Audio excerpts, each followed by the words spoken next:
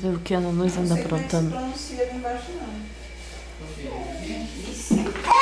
Não, sabe por quê? Reclamação. Ah, esse você está correto.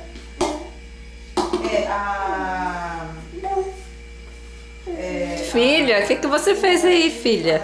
São dois pontos aqui no final, só que 20 pontos cabeça, né? Que gostoso, né? Nossa! Eles estão abolindo já isso, felizmente, porque é uma coisa idiota isso. Bonitinho, mas Porque a palavra ponta cabeça. tem uma palavra, uma moça que gosta muito de espanhol, só que infelizmente não tenho ela gravada, não tem como baixar, porque eu não lembro o nome, quer dizer, na verdade não passou. Ela era muito rápida, mas tão gostosa aquela música. Aí ele como é que é?